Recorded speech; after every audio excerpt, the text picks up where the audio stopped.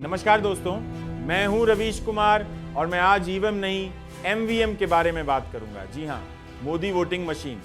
अरे आप हंसिए मत, ये शब्द मैंने नहीं फेंका, ये तो राहुल गांधी ने अपनी रैली में ठोंक कर कह दिया कि जब तक एमवीएम है तब तक लोकतंत्र का चिराग रोशन रहेगा, लेकिन गरीबों की जेब खाली रहेगी। राहुल गांधी का खुलासा, किंग की आत्मा ईवीएम में बसी है। राहुल कहते हैं सत्ता की आत्मा ईवीएम में बंद है। इस मशीन के पेट में वो राज छुपा है जो कोई नहीं देख सकता और कोई दिखाना भी नहीं चाहता। कांग्रेस की मीटिंगों में जितना बड़ा भाषण होता है, उससे बड़ा सपना होता है कि अगले चुनाव में ये मशीन हटेगी और सबका पाप कटेगा।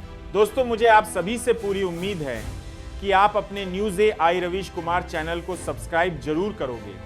दोस्तों, अब मोदी जी क्या कहते हैं? मोदी सरकार कहती है, भाइयों और बहनों, ईवीएम हमारा वफादार सिपाही है।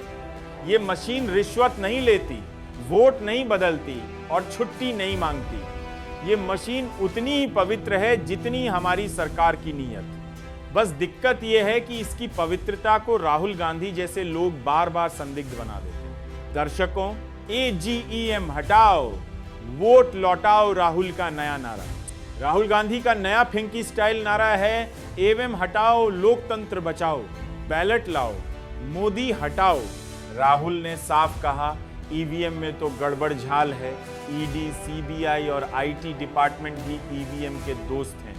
जब तक ईवीएम है, मोदी का किंगडम रहेगा। दोस्तों, ईवीएम में आखिर गड़बड़ क्या है?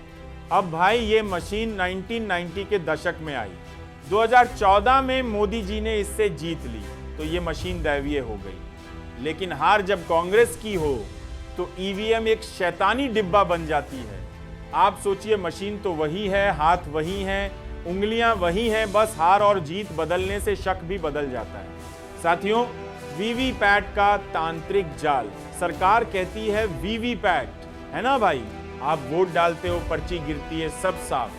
लेकिन राहुल कहते हैं वीवीपैट भी दिखावा है, पर्ची दिखाकर मन बहला दिया। असली खेल अंदर होता है। मशीन में जितना भरोगे उतना निकलेगा, वो भी पक्का वही।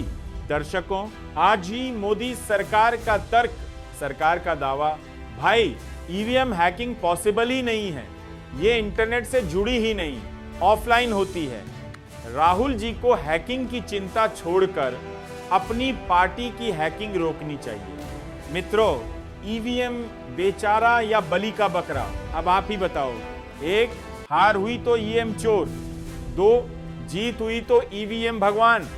बीजेपी जब ऑपोजिशन में थी तब भी ईवीएम पर रोई थी, अब कांग्रेस रो रही है।